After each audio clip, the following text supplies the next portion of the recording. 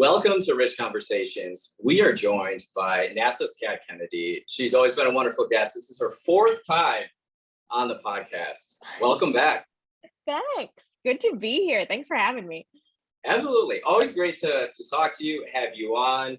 And we were going to take a little different route today, but our route is getting diverted through some circumstances and situations and stories. Originally, what Kat and I were going to do was discuss Jurassic World Dominion, the new Jurassic Park movie that came out that concludes the series. And so Kat saw it before I did. And then I saw it last week.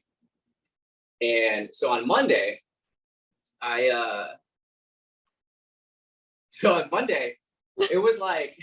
it was later at night. I was at Lincoln Station, the bar I work at, restaurant, and a coworker of mine, it was her last shift. So I wanted to be there and be with her for that and everything. So I was there for a little bit, and there's a movie theater that is like a 20-minute walk away.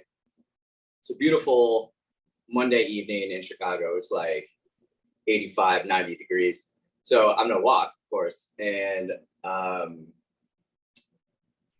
the show was at 10:35. So I left in time to then walk over and then be there on time. And I'm about 3 blocks away from the movie theater. It's like 10:30. And I'm walking down the street, Webster, and we're at Magnolia, Lakewood, around there. And an SUV pulls up at the stop sign. Doors fly open.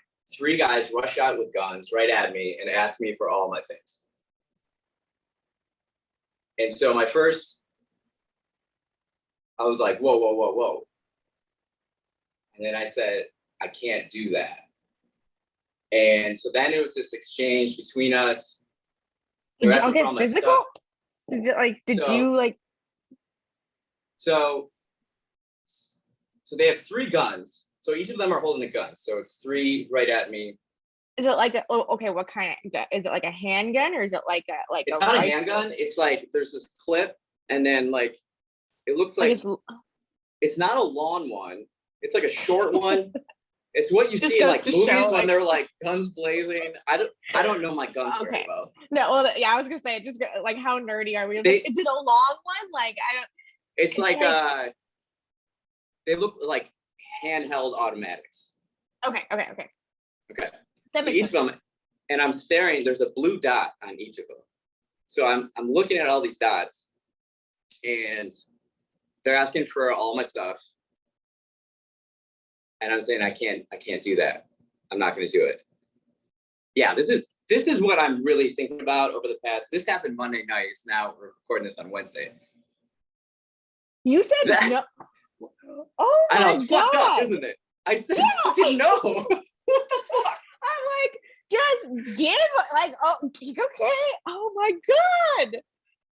You guys are going to learn a lot about me in this episode. Okay, keep going. So the reason, so 3 guys are pointing the guns at me. They're telling me, shut the fuck up, give me all your stuff. And I'm saying, I can't do that. So I have in my, so I'm saying, I can't do that, whatever. So then one of them takes the gun, hits me on the back of the head, and then the other one takes a gun and then hits me in the forehead. And this is why, I don't know if you guys can see, I got black eye. My forehead right here is pretty big. And then I got 3 staples put in. I don't know if you can see it. I think I'm gonna buzz my hair so you can see it.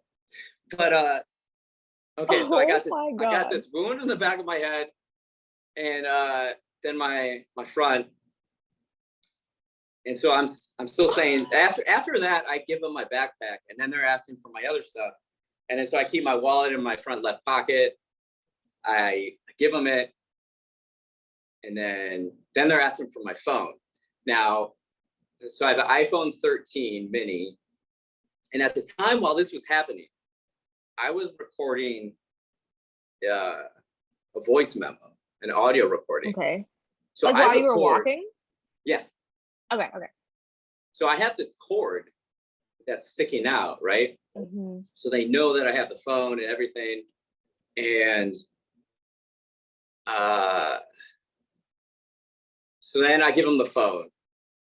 And then they're asking for the passcode for the phone. I said, I can't do that. And then so they're threatening to shoot me. This whole time they're threatening to shoot me, but they're 3 black teenagers and they look scared. So I don't think they're Okay. going to shoot me. They've had opportunities to shoot me, but they didn't. So then Was they want any the passcode. is this like a small street? Like, is there anybody that's like walking by? It's a bigger residential street.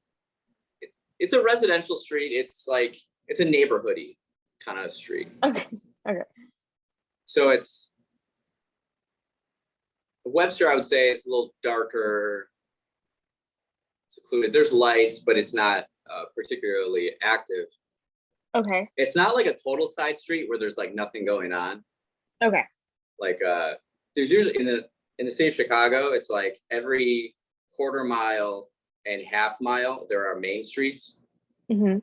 and then side streets in between. This was one of the like quarter mile ones that it's like a more main Okay. street, let's say.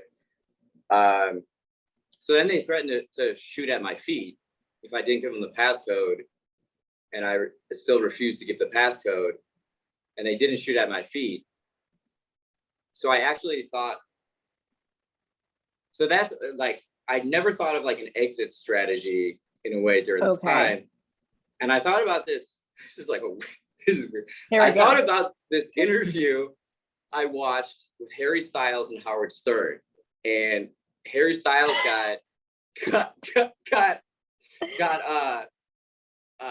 someone came up to him with a knife and they asked for his phone and all that.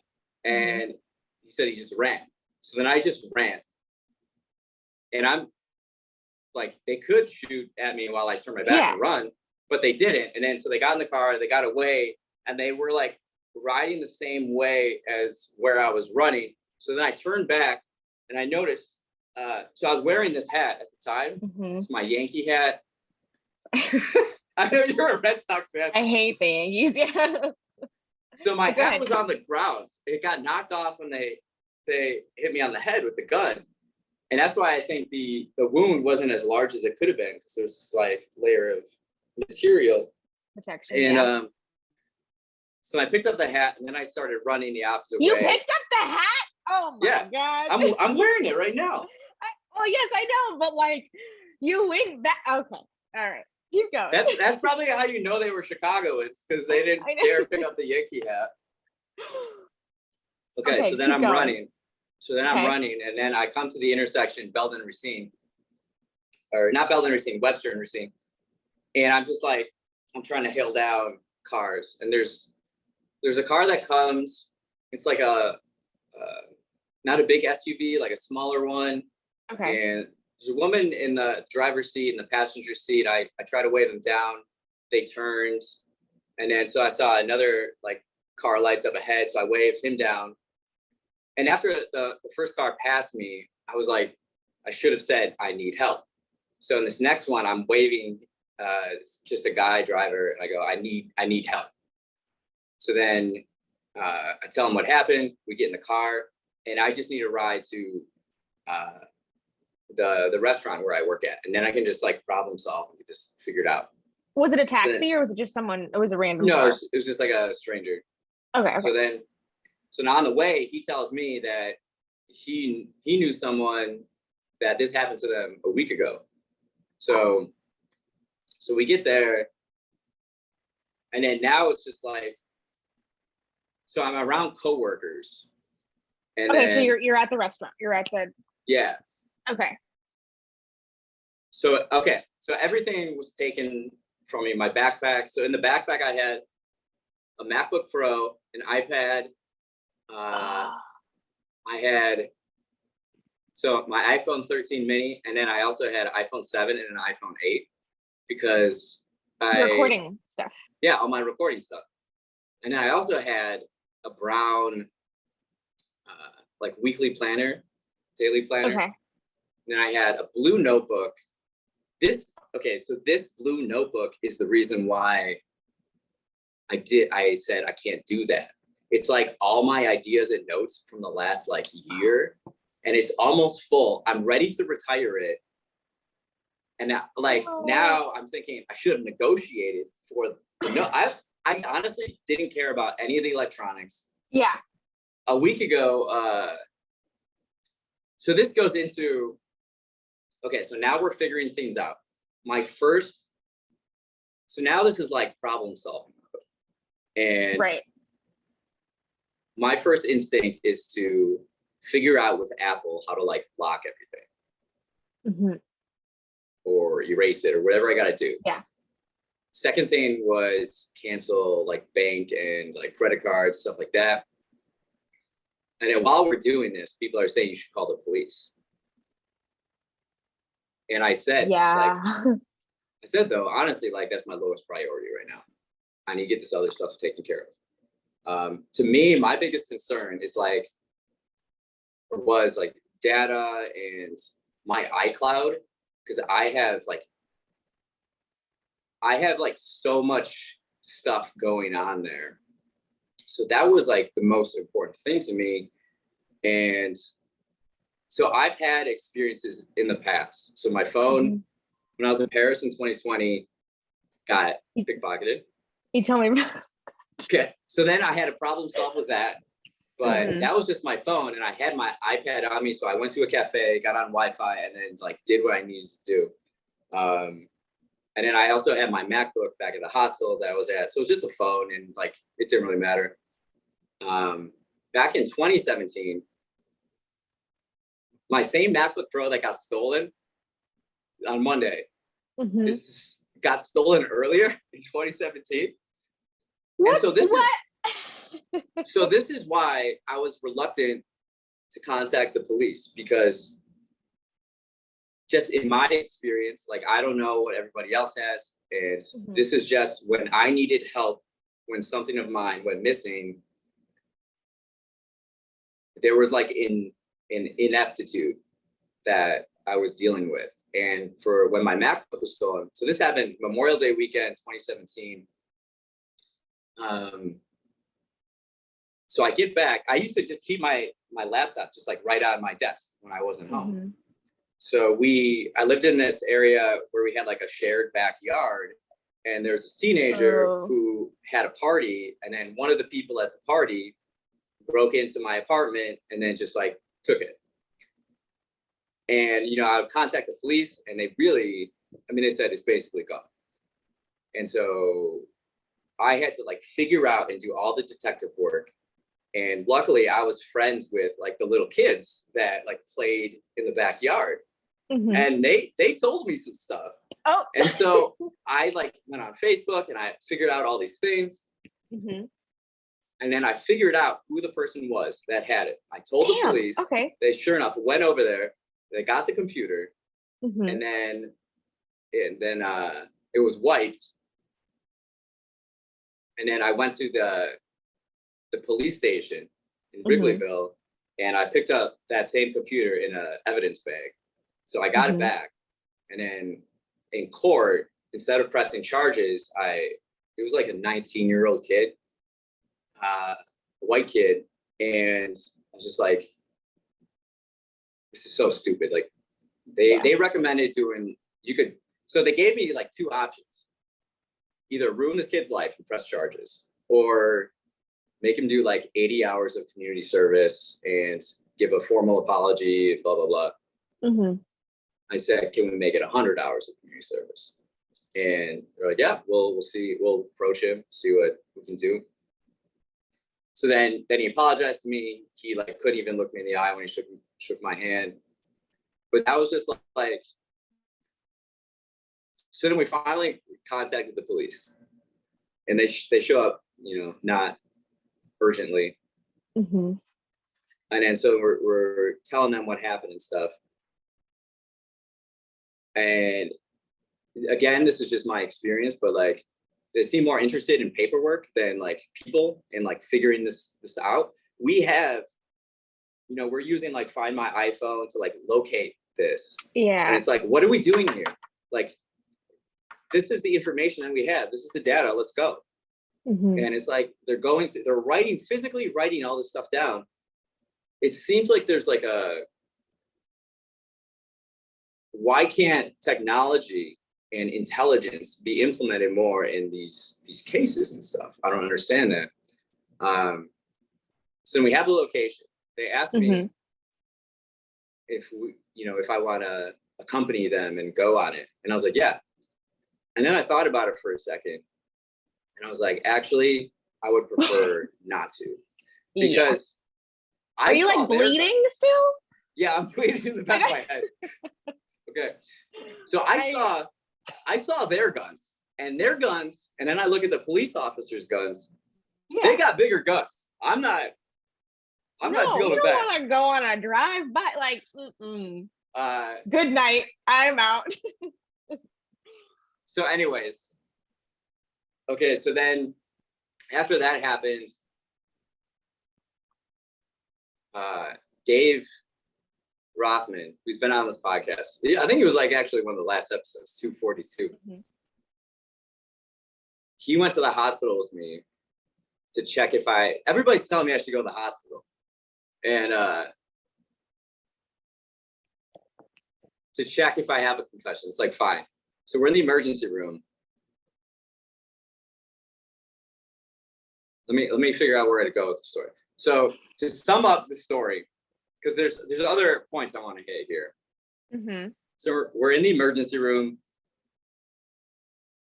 We're in there for like from 1:30 to like 6:30 in the morning. Did a scan. There's no like internal bleeding. There's no fractures. Okay, so you were there till 6:30, and let me say to your viewers, I get a message at 4:00 in the morning that's like, we should reschedule, like something came up. Meanwhile, I'm like, okay, that's fine. I don't care, it's at 4 a.m. But like in the middle of you like getting stitches, you're like, podcast. Like, must let her know. Like, to be fair, you have endless time in the emergency room. Yeah, this is like another thing I want to talk about.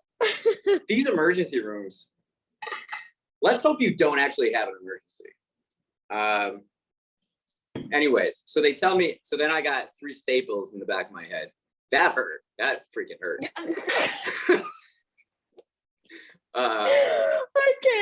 I can't believe this happened to you, Rich. It has happened to you, like not like the jump, but like you like lost, or like your MacBook has gone missing, your phone is.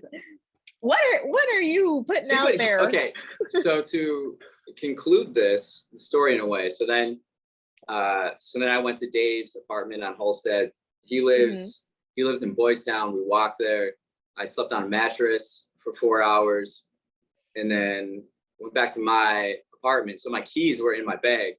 So then I talked to the building manager, and she hadn't met anybody that experienced this, but all this kind of thing is happening, and it's on the local news a lot. Okay, like the same group, or like in general? So teenagers are either using stolen vehicles or whatever. They're coming to like wealthier areas, and they're picking off like solo walkers. Oh, and taking all their stuff. And then in the hospital, the first person who I did intake with, he said they've had the same incident every day he's worked so far this week.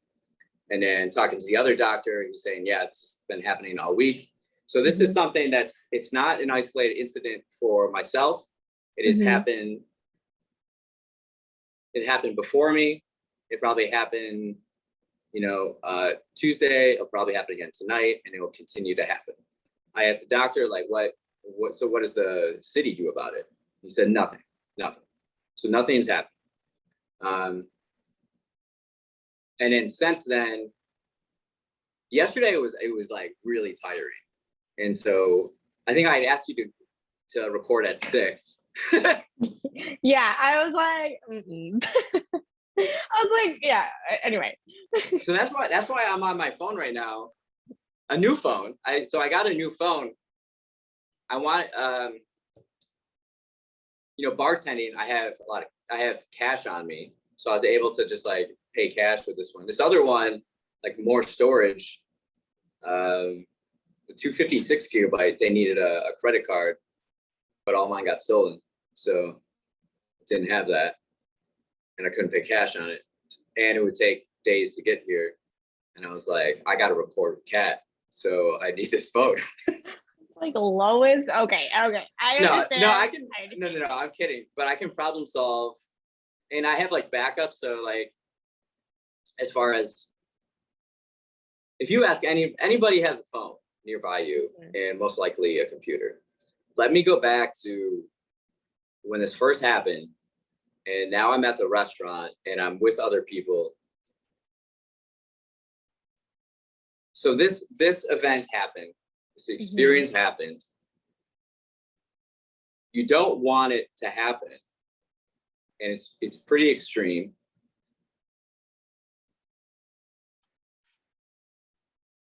And the thing I think about is, and I said this to Dave in the waiting room, like,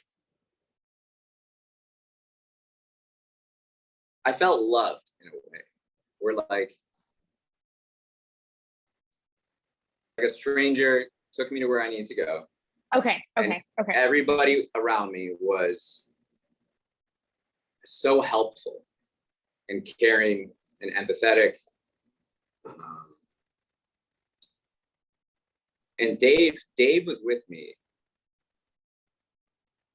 the entire time in the hospital. And like, he didn't have to. Yeah. But what he was saying, so like, the reason Dave and I are so close is we're very similar. We're kind of psychotic in a way. He's probably more psychotic. Like, he's like, don't worry, I sleep 2 hours a night. Like, I'm like working. I have terrible sleep. It's like, it's not a big deal, whatever. So he's taking like, while I'm in the hospital, he's just taking like smoke breaks outside. And he's like, the best. Yeah. They need a bar in the hospital. I don't understand why they don't have that. You know, a lot of people are going through emotions. A bar would be kind of nice, but that would be sick. But he was with me, and like, the main thing was, I didn't want to be alone. Like, I just didn't want to be alone. And Dave and I have like the greatest conversations. You get it like a sample of it, a taste of it when he's on the podcast. But like, we talk about so much stuff, you know, like, and this was a great opportunity because here he's stuck with me and he has to answer all the questions that I have. And I kind of take advantage of it. And so we talk about life, we talk about society, we talk about so many things. I open up with him, like, of like all the people I know, I probably open up to him the most. And we probably saw like 10 different people. We were just getting shuffled around to rooms and waiting rooms, things like that. And when we were waiting for the Staples, I was like, you know what I keep thinking about? 3 people came at me with guns and asked for everything I had. And I said, no. Like, what the fuck? What? You got some like balls, dude. Like, that is stupid. Yeah. Well, you couldn't, like, I don't even know where you, like, I don't even know. Like, yeah, it's kind of like haunted me now. Like, what? But in a way, I mean, obviously it makes a great story because you're still here.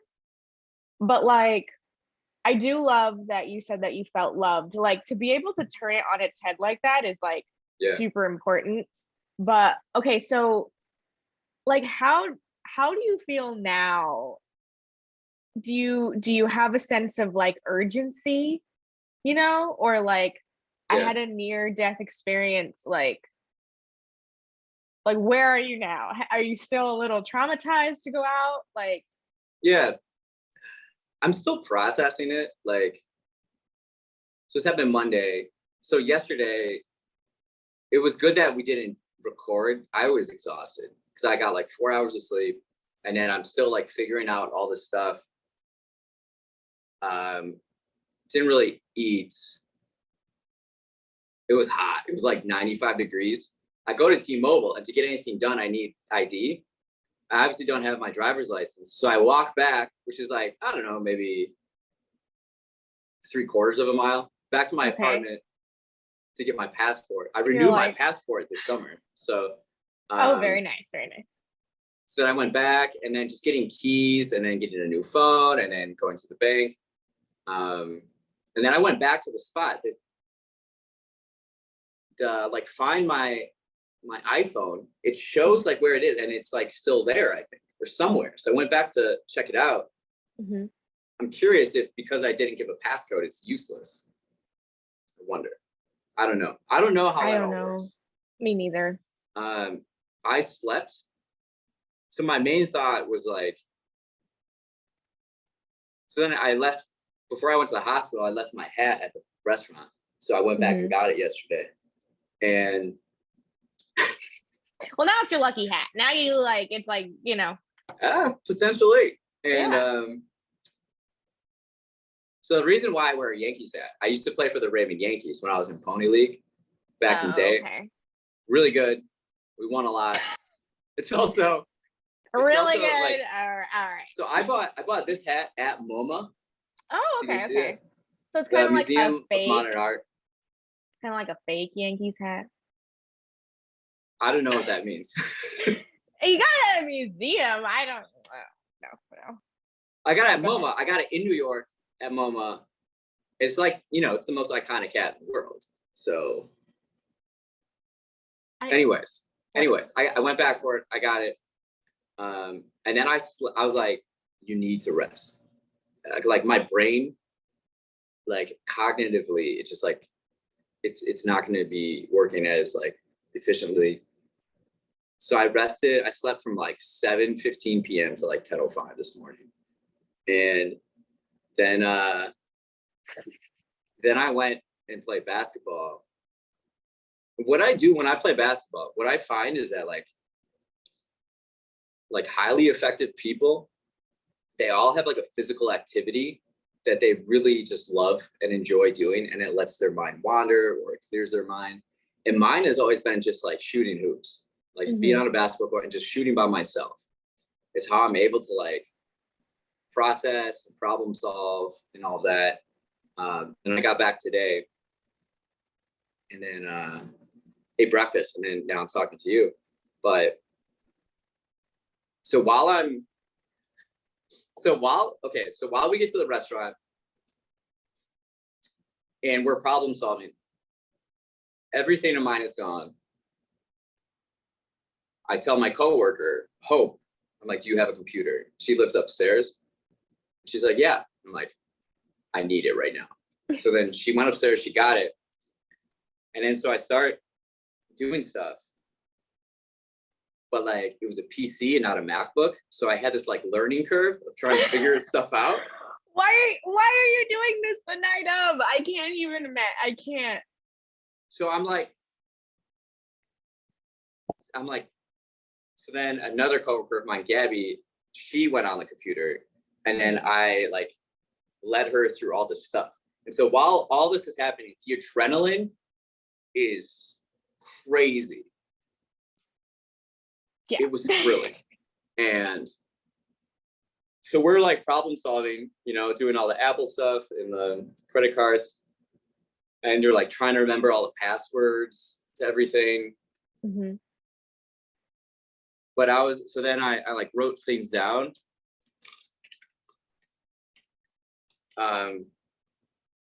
So like I said before, like the blue notebook was the biggest disappointment. That was like, that was why I said I can't do that.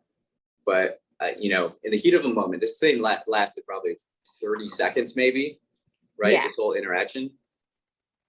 They just want electronics and get out of here, right? Mm-hmm. They don't want me talking. They in fact told me to shut up multiple times. But God bless. I wanted that freaking notebook. So the interface of using a PC instead of iOS was Rough. not great. But so this is, I was pretty proud because this whole summer, if people have been listening to the podcast, I've been really working on my systems and processes. Mhm. Systems and processes and being organized. I think that's like the difference in like being great and just like being very good. So I've been really focusing on this stuff. And, you know, we have stuff on the podcast, but I have like hundreds, possibly over 1,000 audio recordings that are all just like private and everything. Mhm. And then now I'm getting into video and doing video and like syncing them together and like uploading them to all these places. Mhm. I had like everything backed up for like maybe like to Saturday, I want to say, or like Friday. Damn. These are a lot of freaking files. This takes a lot of time and like Yeah. energy. So really, I only missed out on like a few things, Mhm. including like I had an ideation session the night before Mhm. that I didn't back up. And so this is, what did I write here? Systems and processes, preparation. We passed for the most part, but we could get better.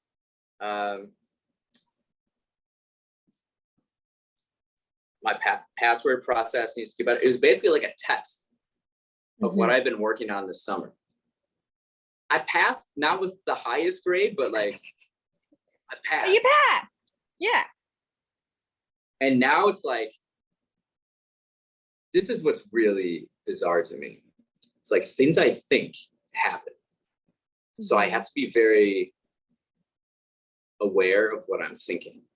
So yeah. So right before I left on that night, the blue notebook, I had it in my hands, deciding whether or not to put it in my backpack. And I thought, man, I really gotta back this up. So now, besides my like files, I have to back up all my physical things too. Like take photos of them and then upload them. Like do that. I'll show you this real quick. Hold on. Go.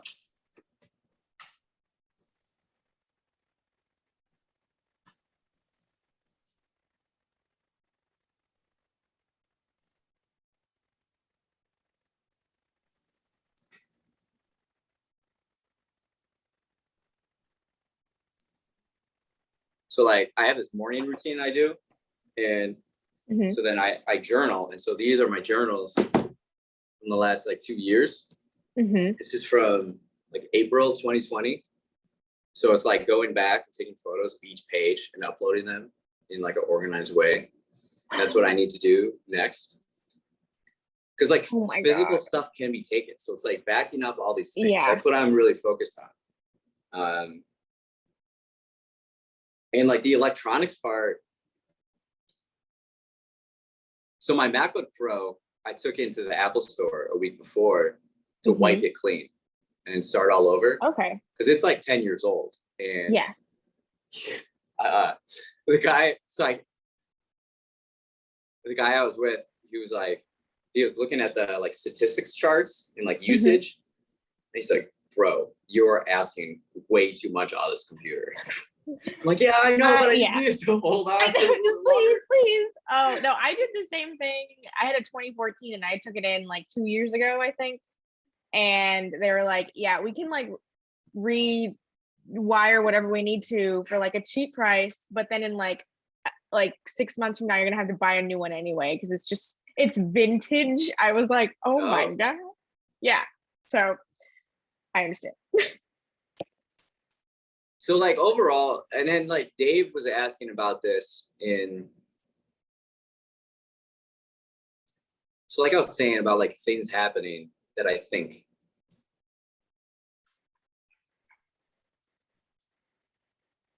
I basically, things like this happen because I kind of I live my life.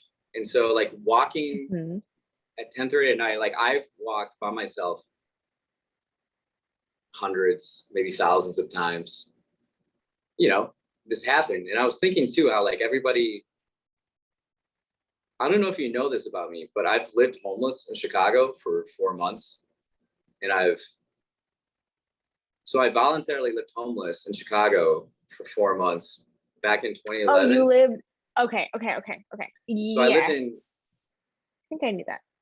so that's what my first book was about. But like I've lived in homeless shelters. I've been on like in rough neighborhoods before. So like I'm not worried about walking around, Lakeview or Wrigleyville or Lincoln Park or Uptown at anywhere really. Hmm. And then like this happens. I And mean, I was telling Hope before this. So I played basketball the afternoon on Monday, and there's these two teenagers on the basketball court that I was like sharing the hoop with, and they were both wearing AirPods. mhm.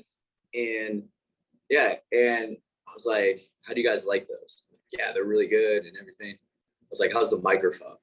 So now what I want to do instead of I'm trying to figure out ways where I don't have to do as much editing because with videos like solo ones, you can do the camera, but then I'll have a separate audio. But if Mhm. it's like linked and if it's like a distance, that would help out a lot. And then they're like, oh yeah, it looks cool too when you're playing. Like I used to play I used to go to the gym at the YMCA in Lakeview, and I remember this one day there was this pickup game going on with all teenagers. All of them were playing basketball with their AirPods in their ears. Interesting. Like, yeah. Interesting. Okay. So then like I got this idea of like that can solve one of my problems. So then I was talking to Mhm. Hope uh, before I left. I was saying, yeah, I'm thinking about AirPods. And I told her about the time my phone got stolen in France. I said, I think it's a liability. I think it's dangerous to have a cord because by the time I was untangling it, someone just jacked my phone out of my pocket, Mhm. and people can see you. People can see your cords. Yeah, and that you're plugged in. And this, I feel like if Yeah, you're wearing a hat, like you can't tell I'm like not listening to the outside world, yeah, like I'm not, I feel like I'm less susceptible because it looks like I'm still like paying attention. If that makes sense. That's like yeah. way out in the world. Like but Okay, so this is the craziest thing. Like, it's hard to explain. I have numerous like recordings and video. Just last Mhm. Thursday, I did a video, which is a private video on this. Like, I'm so bored with life right now. Like, I've been so bored. It's been like a day and a half, Rich. No, no, no, not now. What I'm saying, okay, so I'm with you. life, I feel, I don't know, like so I had a near death experience back in 2018. It's been 4 years. And that's what can kind of catalyze me to like make improvements every single day. And by taking small steps, I think they'll add up. And I would just pursue my curiosity in everything and just constantly improving and like just like the compounding of like self-improvement is just like quantum level abilities now, Mhm. where I can get something done in a day that would have taken me like 6 months to a year. Mhm. And so like I'm able to, and the processes that I go through with my mind, I'm like really precise in the things that I do. So I don't waste a lot of time. It doesn't take me much time to do anything. And it's like so I can get things done with like not a lot of time, but then I have all this Mhm. excess time and just feeling so bored with like with it. And the things I had been doing typically, like they just don't interest me as much anymore. Interesting. and I don't feel inspired at all. And then this happens, and then like all this adrenaline, and Dave, we were talking in the waiting room, and he's like, is it like that experience with the 4 years ago with the tractor accident? So with that one, I go back and help on the farm every year in Wisconsin, and there's this time I'm on the tractor and I hear this loud pop. So I shift to neutral because I see a tree line up ahead. By the time I look up, there's flames already by the cab, and my stomach just drops. And you have that like fight or flight mentality. And it's like, yo, I have to jump. I open the cab door. There's flames already by the cab, so I know I'm going to get burned. I just jump, and then I wake up on the ground, and then like, I don't know, 10 to 30 seconds later, the glass of the cab just like melts, and it's like this turquoise hue. Oh my God. And then I called my dad because he was on the tractor in the field next to me. Told him the tractor's on fire, and he's like, "Oh, there's a fire extinguisher in the back." And I'm like, "No, like I just jumped. It's on fire." So then he's like, "Okay, I'll call the fire department." And so then once that happened, I like paced around in the field for like, just like, what's going on? But we got it taken care of. And this has a lot of parallels to that as far as life. It's like, okay, so everything is stolen from me. Mm-hmm. And like, it's like starting completely over. And like life now is different. And I'm not going to be the same person as I was before. And like, it's like, life is new again. Yeah. Do you think it's in a positive way or no?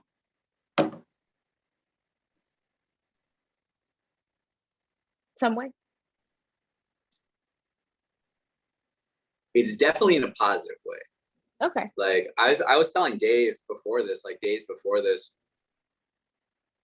I just feel like the last 4 years I've done all I could do, and it's just kind of boring. And then like, it feels like now the training wheels are off. Like, it's like, now what are you going to do with all this knowledge and stuff? Like, it's more about now, like individually putting in all this time and improving. But like, it's like lonely if you don't like share that with other people or work together more to like do stuff in like an organized way. And that's what this kind of feels like, I would say.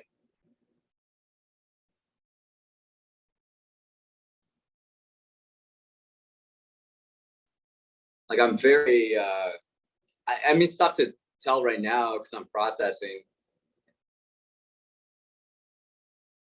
And the adrenaline during any experience like this is crazy. It is crazy. If you've ever experienced, you know what I'm talking about. But like, whoa. And you feel like you can do anything. And that's what I'm probably going to do. It's like whatever I want to do. Yeah. And there's literally nothing stopping you except your mind. And now my mind is more like, I think a big part was, I've been thinking a lot about this, is how I don't open up to people. And so like, no one really knows who I am in a way, which is, it is what it is. But I think a lot of it has to do with, I don't know, culture where growing up in the Midwest as guys, we just like never really talked about feelings. And I'll go back, I'll hang out with my friend, and he'd get a few beers in him, and then he'll like ask me, did your dad ever tell you he loved you? Like stuff like that. And it has become clear to me that not opening up myself more to other people in the world, I'm missing out on opportunities, and I'm like hitting a ceiling or a wall. So it's been like okay. contemplating that and try to get better that way. Mm-hmm. Like I don't share a lot with anybody, or and so I've been thinking a lot about that, and then I don't ask for help ever really. But here, when I needed help and I asked for help, I got it, People are good. That's what I like to say. At the end of the day,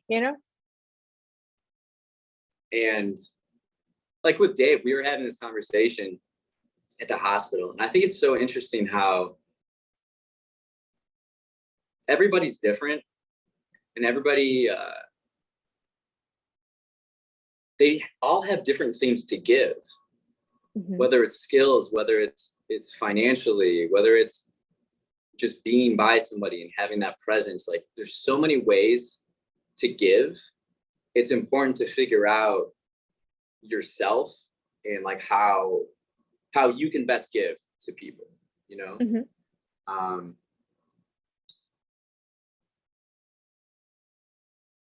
yeah, so I'm still processing it. Like I can handle this, but it's like this is happening on a regular basis. It's going to happen tonight. It's going to happen tomorrow night. This is happening in the city, and this is what I've noticed since COVID. Is like the city is becoming a little bit more dangerous, and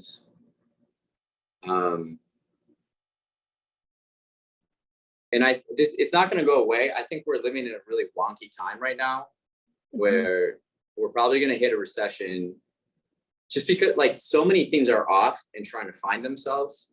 Yeah. That like the information revolution is now like COVID really like triggered it, and there's just all these dominoes that are happening.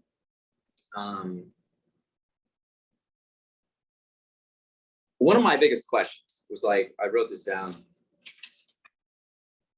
is like, we should really ask why this is happening. Like, it isn't good that young men in our communities are doing this, right? And it goes to the question I'm trying to solve most, and that I'm like dedicating my life to figuring this out, is like, how do we create empowered, strong communities digitally and physically in the 21st century? There's so many things, the internet, and just so many things are in flux right now. And I feel like as a society, we're just not doing a good job of handling it. We could do better. So that's why I talk to physicists and biologists and engineers and people that work at NASA and artists. It's like, how can we use our minds in nonlinear ways to create solutions for problems? By thinking linear, nothing gets done. So we have to like always be learning and asking these questions. You know what? When so I get emails from where the individuals are trying to spend the money, like on the credit cards. Tried 8 different times to buy Xbox points. Damn. Like video games. That's wild. Yeah. Yeah. Interesting. All right. Yeah, I got 8 emails from. Was it a big number? Was it like they're trying to buy like $2? No, it was like $24.99, $19.99, $4.99, $4.99, $9.99, like those numbers.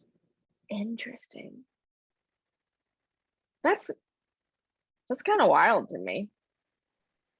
But I mean, to do something that extreme for just Xbox stuff.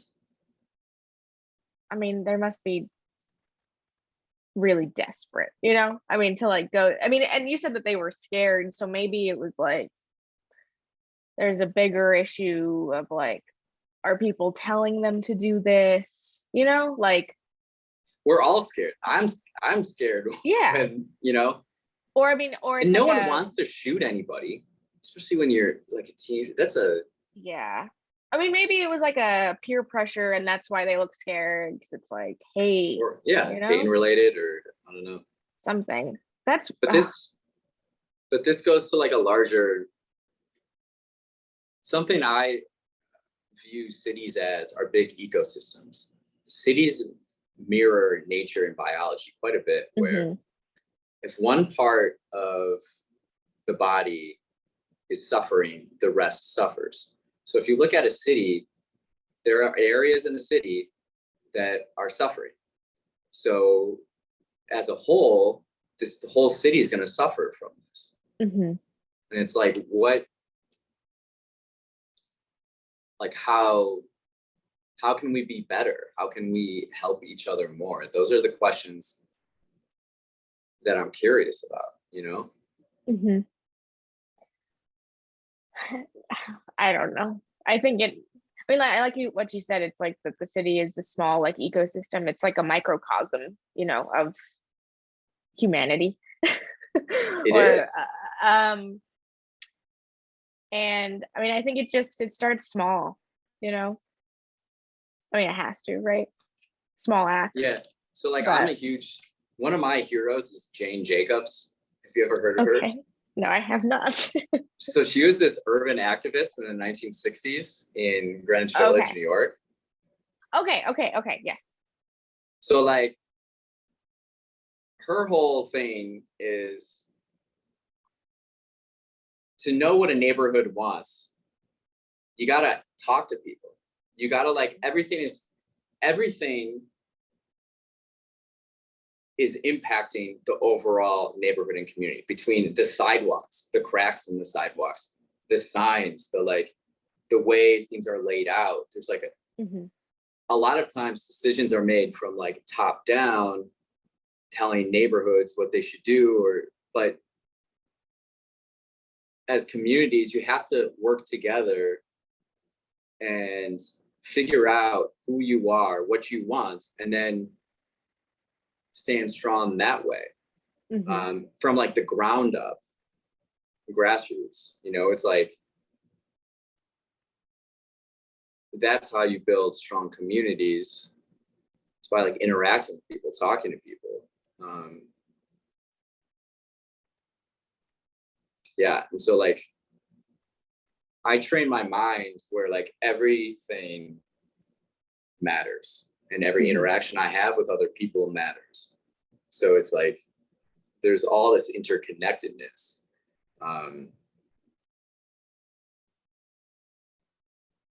There's like Dave and I were just talking in the weight room, and it's like we could do so much better in like everything. And Yeah. it feels like there's always this complacency with everything and like no accountability. And we're looking around the waiting room and it is hideous. It is ugly. Like, why aren't these rooms designed better? Like, oh my Yeah. gosh. Just Yeah. these brown walls. The only thing that's on these walls is all the paperwork with liability and stuff like that. Hmm. Can you put just like a painting or a photo Yeah. in one of these rooms? Like, Some uh, flowers. Like, no, there were no plants in the whole room.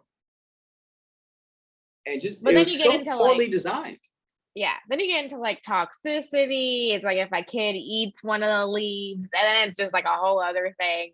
More liability posters, and so I'm sure they're like as plain as possible, so there's not even like not more of a chance for people to like hurt themselves. I don't know, but I understand where you're coming from. It's like It's I don't like, know. okay, if we live in, now I'm starting to go on some tangents, but like if we live in the richest country in the world, why are our systems and processes so inefficient with hospitals and Mhm. government and police and I don't know. Yeah, yeah. It That's a seems like whole people, can of you know how worms. much paperwork, like it seems like it's all just pushing around paperwork. I mean, and maybe you had to have this experience so that you can like go out and change it and like start the change, you know?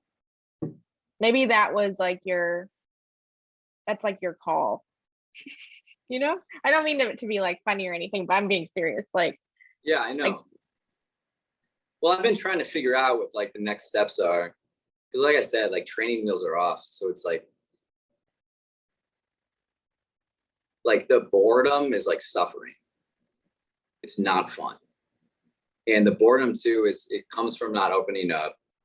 I've felt more alone in the last 8 months than ever. And loneliness kills people. Loneliness kills people. And it was a good experience to like see that I'm loved.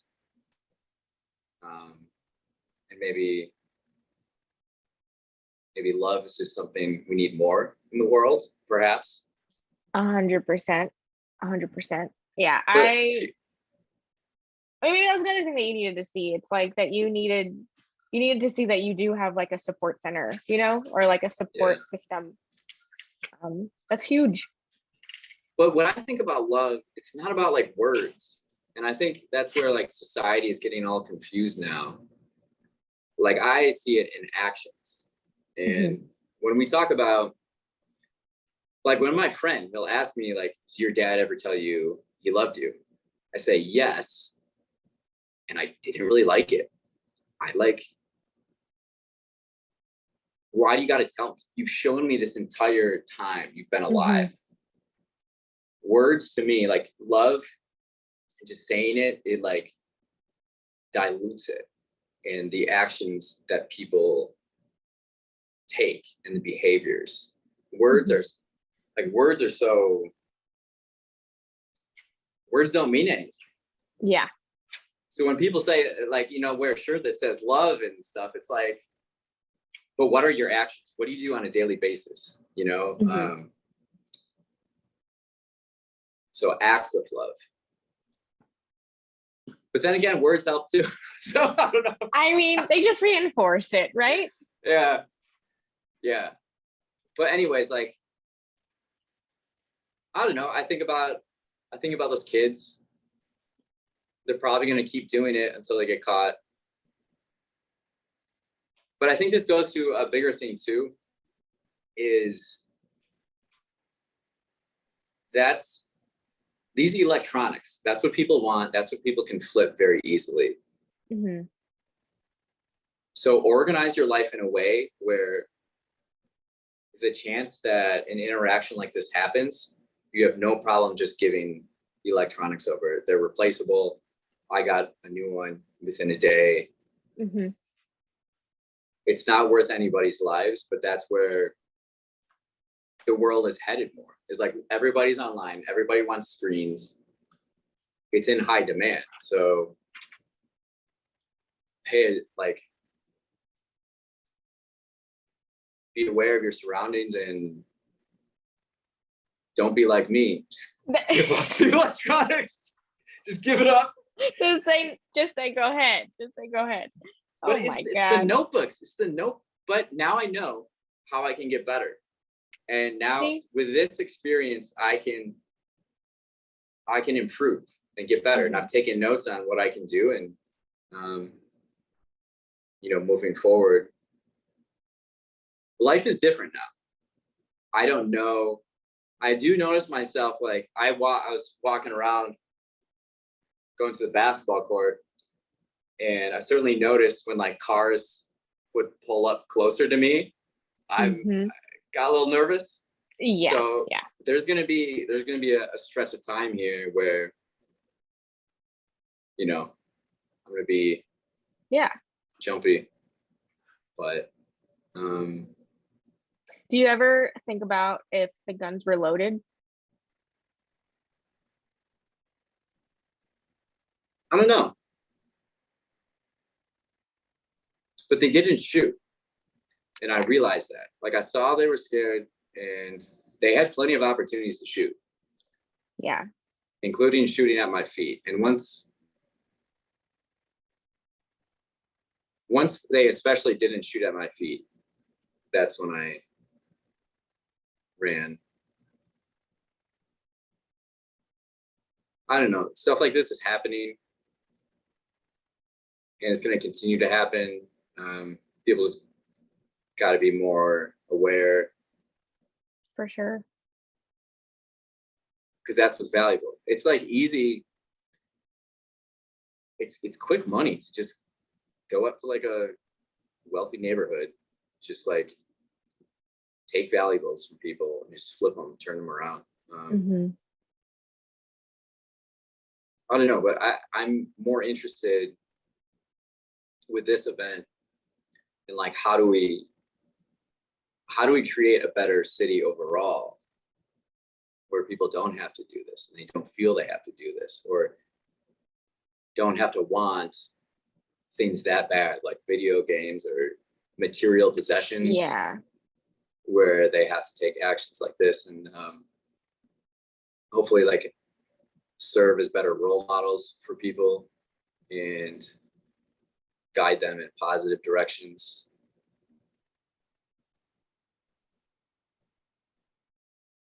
Something we're kind of closing up here. We've been on for a little while. Hopefully I have enough battery in this. This is I don't know. Something I'm curious about though is like probably why, I don't know if the teenagers lived in these neighborhoods. I'm doubting it, but like if neighborhoods had more money, as far as I see on the red line, ads for for-profit universities promoting diplomas in things like business administration, criminal justice, and they're targeted at lower income individuals. Yet when I talk to, Sarah Amoiki in Lagos, Nigeria, all the youth in Nigeria are learning coding and tech skills. Why in America aren't we teaching these coding and tech skills in low income areas where they pay very well and they're in very high demand? Like, why are we not connecting the dots here? Yeah, that's a really good question. Like, don't you think if more of these communities develop these skills, they could be self-empowered and basically like strengthen their community if there's no other ways of generating income and revenue in their own communities, that they have to go to other communities and steal from other people? You know what I mean? Like, I don't know. I mean, I guess like from my experience teaching, it was like I was in a very low income community and I was teaching math. So it was like of STEM. And it was just like, how can I teach these kids who are coming from homes that have like dirt floors and who are like, they're just struggling to get like food on the table? So it's like they don't care about the quadratic formula. You know what I mean? So I think it's like the balance between like, okay, we need to teach kids that like STEM and education is really important and they need to have a drive for it, but at the same time, they're worried about other stuff. And so and maybe in other countries it's different, and so they're like, they see the path of like, okay, if I pay attention and I learn to code, then I'll be able to get a job and feed my family. And I feel like here maybe it's harder to see, and that's why like there's no drive. So it's really coming down to like family in a way. I think so. Yeah. Stronger families. Yeah. And asking the question, what creates strong families? Yeah. I don't know. It's hard. It's like generational, like. Yeah, because it's not isolated. Like, that's what really bothers me about like society right now, is like there's all these like surface level discussions. No one's actually willing to go deeper and understand it. Like this incident right here, there's so many reasons why this happened, but all we're looking at is that it happened. Like, for sure. Yeah, there's like a million like it's like it stems, and then it's just like it's a snowball effect of like once you start thinking about it, and then it's just like, well, this is because of this, is because of this, is because of this. Like it's just like, okay, well, how do we fix that root cause? And it's like it's difficult. Like Yeah. Yeah, that's why I think it's important for people to be open to just listening to others' perspectives. The more we collaborate, the 21st century, I believe, is all about collaboration and just like working together. And we have the ability to do this. We're doing this right now. You're in Houston, I'm in Chicago. Yeah, so I don't know. I'm running out of steam here. I'm. you need to go take a nap. I can't believe you're standing on 2 feet right now. I got some good rest last night. Yeah, but I would be asleep for like a week after that. You're like solid. I'm glad that you're stapled up. I can't believe that happened to you. I'm so sorry. But I'm glad that you're looking at it from the perspective that you are. Silver lining. Yeah, just keep doing that because like when the tractor accident happened, I got on the tractor the next day. A different tractor, but I got a tractor the next day. You just gotta keep moving forward. I wasn't gonna, I told Dave, I'm like, I don't want to postpone this with Kat. Like I'll be ready to go. And, oh my God. I'm working tonight at the restaurant. Like, I don't know, you just got to keep going. And like, I'm processing it, but this isn't like the way I'm looking at it too is this isn't all about me. This is a pattern that's happening in the city. And I'm just like one of the statistics or incidents, you know? So that's, I'm just moving forward. So good for you, dude. Yeah, that's props to you because I feel like a lot of people, most of the population would be like in shambles right now. So you look good. See, but I've been working on this. I work on this stuff, you know? So yeah, that, I know, like, but mentally still, I can, like, yeah. It's different. That's having a near death experience and like you're like, yeah, I slept, I'm good. Like that's amazing. And you should be proud of yourself for that. Seriously. Like that's a lot. But I've learned too, if 3 people come at you with guns, don't say no. Just hand stuff over. I mean, was it a bad lesson though? Because you said no and you're still here. So yeah, make sure you back up all your stuff. I want to say this too. Digital file organization is going to be so important in the 21st century.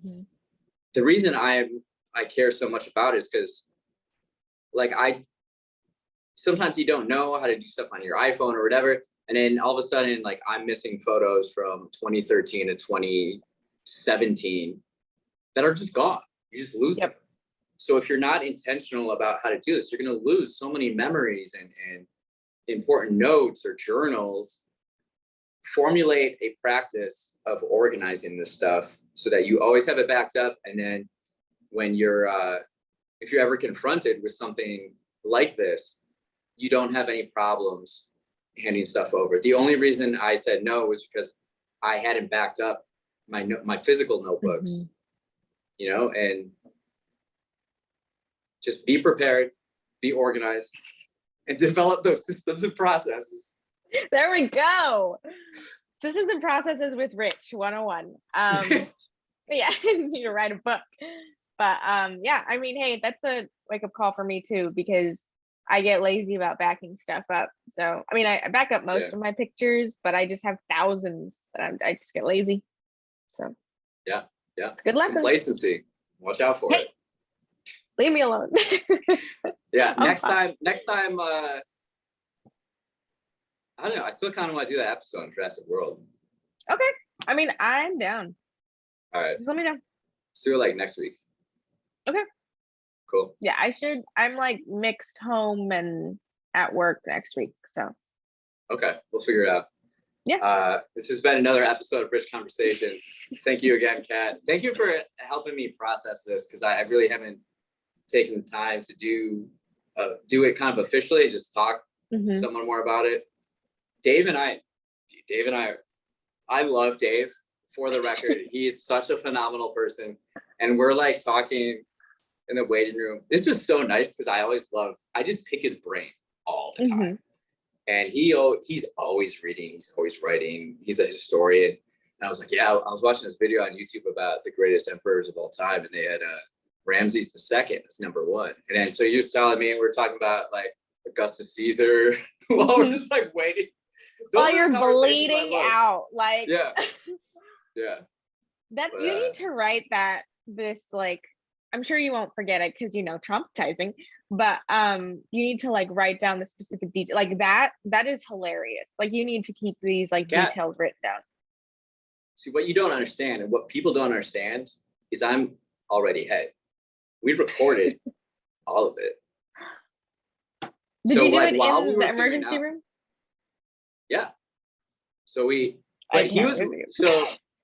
so when this is happening, I told people around, I'm like, you bring up your voice memos, record. So we recorded, we have a number of recordings, and then in the waiting room, while Dave and I,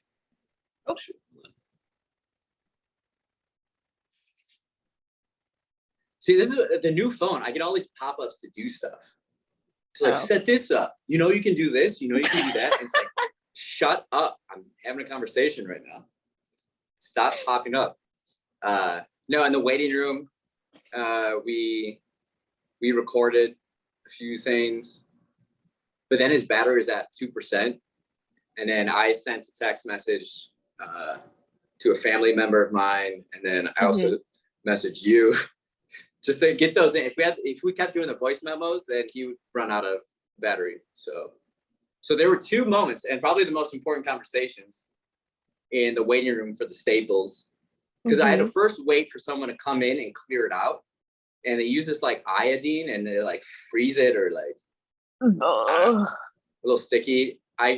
They asked me the last time I got a tetanus shot was, and then they looked back at my records, and it was exactly 10 years ago to the day. No way. So they also gave me a tetanus shot. Maybe the thing is off. See. Okay, no. They got me in the arm, and I've been bad with needles. I'm always afraid of needles. Okay. And so I asked them how bad the shot was going to be, and they were like, getting tetanus will be worse. And I'm like, okay. So then I got so they poked me, and then I was like, do they improve needles over the last few years? Like, oh my God. I feel like I can handle them better than before. Or am I just getting better at getting needles? Yeah. And then they laughed, and they're like, I think the needles are the same. I think you're just a little better. And then your brain goes and you're like, I need to research needles now. Maybe your skin just got the innovation with needles. Oh no. So like, who's someone that, like a medical salesman that you could ask about needles? I don't know. Oh yeah, here's the Band-Aid for proof. Oh, okay. Oh, that's really high. Yeah. Anyways, you need to start wearing sunscreen. I put it on every day now. That's what I hated about Miami. When I was in Miami, I don't know. We can talk about this later. I'll let you go, and we'll talk Jurassic World and dinosaurs next time. Yeah. Well. All right. Glad you're good. Thank you. Thanks for listening to Rich Conversations. Thanks for coming on, Kat. Have a fantastic day. You too.